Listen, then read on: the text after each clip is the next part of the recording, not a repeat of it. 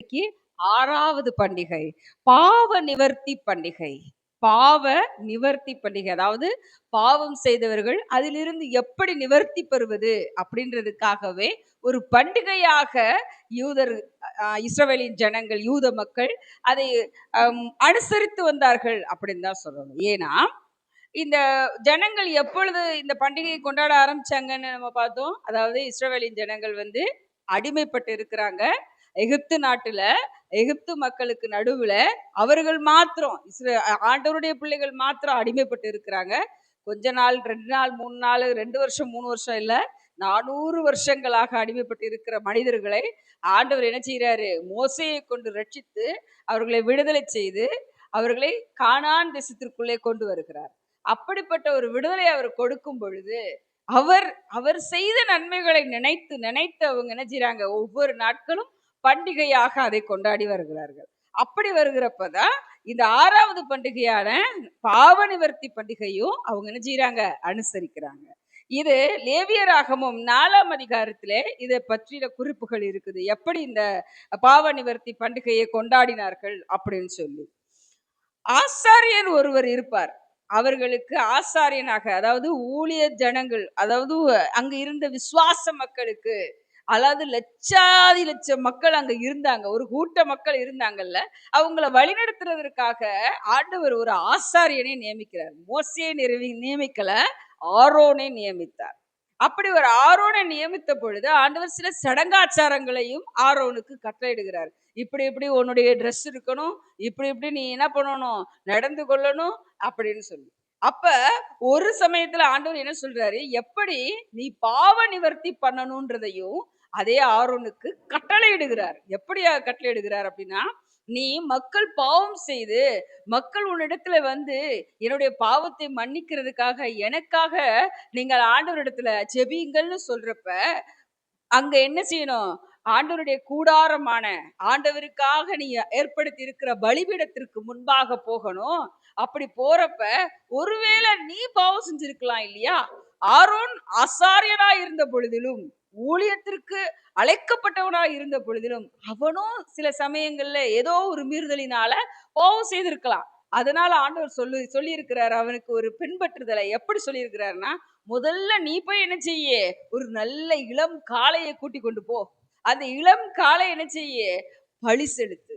அந்த பலி செலுத்தி அதோடைய ரத்தத்தை எடுத்து என்ன கொண்டு வந்து அந்த ஆண்டவருடைய பலிபீடம் இருக்கும் இல்லையா? அந்த பலிபீடத்தின் மேல உன்னுடைய கைகளால தொட்டு அந்த விரல்கள் அதை தோய்த்து 7 முறை என்ன செய்ய? அத எல்லா பக்கமும் தெளித்து விட்ட பிறகு அந்த பலிபீடத்தின் மேல இருக்கிற அந்த கொம்புகளில அதை என்ன செய்ய? தடவி விடு. அதற்கு அப்புறமேட்டு நீ என்ன பண்ணு? மீதி இருக்கிற ரத்தத்தை அந்த பலிபீடத்திற்கு கீழே ஊற்றி விடு. இவ்வளவும் யாருக்கு? ஆசாரியனுக்கு. ஏன்னா ஒருவேளை ஆசாரியனே பாவம் செய்திருந்தால் அவன் எப்படி இன்னொருத்தருக்கு பாவ நிவர்த்தி கொடுக்க முடியும்? அதனால காளையை பலியிட்டு இப்படியாக நீ என்ன செய்யணும்? அதோடைய ரத்தத்தை செய்யணும். பிறகு மீதி இருக்கிற அந்த மாம்சத்தை கொண்டு போய் ஆண்டவருடைய சன்னிதானத்துல, அதாவது பலிபீடத்திற்கு பின்னாக இருக்கிற அந்த இடத்துல என்ன செய்ய? மீதியை பலிபீடத்தின் பக்கத்தில் இருக்கிற அந்த இடத்திலே போய் தகனிக்க வேண்டும் அப்படின்னு ஆண்டவர் சொல்றார். இதுல 2 விதமாக பிரிக்கிறாரு. காளையுடைய கொழுப்பு, காய், ஜவ்வு இதை எல்லாத்தையும் என்ன செய்யணுமா? பலிபீடத்திலே தகனிக்கணுமா. மீதி இருக்கிற தோல், மாம்சம், தலை, அதோடைய சாணி, அதோடைய குடல்கள் இது எல்லாத்தையும் பாளையத்திற்கு புறம்ப கொண்டு போய் அந்த இடத்துல சாம்பல் கொட்டுற அந்த இடத்துல போய் என்ன செய்ய? அக்கினியில சுட்டரிச்சிரு அப்படின்னு ஆண்டவர் என்ன செய்யறாரு? முதல்ல ஆசாரியனுக்கு சொல்லி கொடுக்கிறார். ஆசாரியன் இவ்விதமாக காளையை பலியிட்ட பிறகுதான் என்ன செய்றாங்க? வெளிய வந்து மக்கள்கிட்ட வந்து, நீங்க என்ன பாவம் செய்தீங்க? அந்த பாவத்துக்காக என்ன செய்யுங்க? 2 ஆட்டுக்குட்டிய, கெடா ஆட்டுக்குட்டிய கொண்டு வாங்க. அதை என்ன செய்யணும்? இப்ப பலியிடணும் அப்படின்னு சொல்லி அவங்க என்ன செய்றாங்க? 2 ஆட்டுக்குட்டிய கொண்டு வர்றாங்க.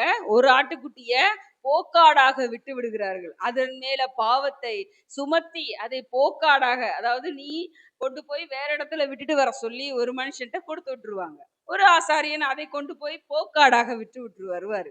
காட்டுக்குள்ள கொண்டு போய் விட்டுருவாங்க. மலை பிரதேசத்துல கொண்டு போய் விட்டுருவாங்க. அது என்ன செய்யுது? பாவத்தை சுமந்து திரிகிறதுன்னு அர்த்தம். 2வது அவங்க கையில வச்சிருக்கிற அதாவது சீட்டு போட்டு பார்ப்பாங்களாம் மொத. அந்த சீட்டுல விழுகிற அந்த ஆட்டுக்குட்டிய தான் பலி கொடுப்பாங்களாம். அந்த ஆட்டுக்குட்டி மேல இந்த மனிதர்கள் செய்த பாவத்தை எல்லாம் ஏற்றி, அந்த ஆட்டுக்குட்டியை பலியாக செலுத்தி, அதனுடைய இரத்தத்தை மறுபடியுமாக பலிபீடத்திற்கு கொண்டு வந்து சேர்க்கிறார். இதுதான் அன்று அவர்கள் ஆசரித்த சாக்கிரமந்து. இப்படியாக அவர்கள் பாவ நிவர்த்தி செய்தார்கள்னு வேதத்துல எழுதப்பட்டிருக்கு. இன்றும் நாம் இந்த பாவ நிவர்த்தியை செய்ய வேண்டிய அவசியம் இருக்கிறதா? இன்றும் நாம என்ன செஞ்சுட்டு இருக்கிறோம்? பாவத்துல தான் இருக்கிறோம். நம்ம பாவத்தை கொண்டு வந்து ஆசாரியன் இடத்துல கொடுக்கிறப்ப, ஆசாரியன் இடத்துல இருக்கிற ஏதோ ஒரு பாவத்தை ஆண்டவரிடத்துல அவர் சமர்ப்பிக்கணும். அதுக்கப்புறம் நம்மளுடைய பாவத்தை கொண்டு போய் ஆண்டவரிடத்துல சமர்ப்பிக்கணும். இதுதான் முறைமைன்னு நம்ம கற்றுக்கொண்டு இருக்கிறோம். அப்ப இந்த பாவத்தை எப்படி நம்மளிடத்துல இருந்து நிவர்த்தி செய்வது? அதற்காகவே 2000 வருடத்திற்கு முன்பாக இயேசு கிறிஸ்து சிலுவையிலே அறையுண்டார்.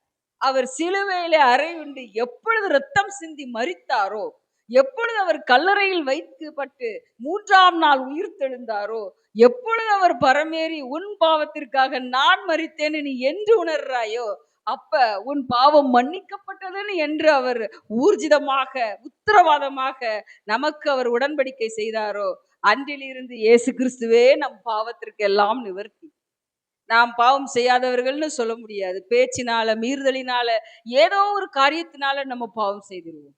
அப்படிப்பட்ட பாவங்களை கொண்டு வந்து தேவ சன்னிதானத்திலே, தேவ ஊழியர்களுக்கு முன்பாக, ஆண்டவரே, என் ஆசாரியனே, என் ஊழியக்காரனே, இவ்வளவுமாக நான் பாவம் செய்தேன். என் பாவத்தை மன்னிக்க எனக்காக நீங்கள் ஆண்டவரிடத்திலே மன்றாடுங்கள்னு சொல்லணும். அந்த ஆசாரியன் நமக்காக திறப்பிலே நின்று ஜெபிப்பார். எப்படியாக? ஆண்டவரே, எங்களுக்காக நீர் மரித்தீரே, எங்களுக்காக ரத்தம் சிந்தினீரே, அந்த ரத்தத்தினாலே எங்கள் பாவங்களை கழுவி அருளும். அப்படிப்பட்ட தேவன் நமக்காக ஏக பலியாக தன்னுடைய ஒரே குமாரனை கொடுத்தது நிமித்தமாக இன்று இந்த பாவ நிவர்த்தி பலி ஆண்டவருடைய சன்னிதானத்திலே ஒவ்வொரு வாரமும் அல்லது ஒவ்வொரு நாளும் நாம் என்றெல்லாம் தேவ சமூகத்தில் வந்து நிற்கிறோமோ, எப்பொழுதெல்லாம் நாம் நம்ம ஆலயத்தில் வந்து நம் பாவத்தை அறிக்கை எடுக்கிறோமோ, அன்றெல்லாம் இயேசு கிறிஸ்துவின் ரத்தம் நம் பாவத்தை நீக்கி சுத்திகரிக்கிறது. நாம் விடுதலை பெற்றவர்களாக இருக்கிறோம். நம்முடைய பாவங்கள் மன்னிக்கப்பட்டு தேவ நாமத்தினாலே நாம் அவருடைய வல்லமையினாலும் அவருடைய கிருபையினாலும் அவருடைய ஆசீர்வாதத்தினாலும் நிரப்பப்பட்டவர்களாக தேவ சன்னிதானத்தில் இருந்து செல்கிறோம். அவ்விதமான பாவங்களை நாம் அறிக்கையிட்டு இன்றும் கூட தேவ சன்னிதானத்துல நாம், ஆண்டவரே, நாங்கள் தெரியாமல் செய்திருக்கிற பாவத்தை எங்களுக்கு மன்னிங்க அப்படின்னு ஒரு நிமிஷம்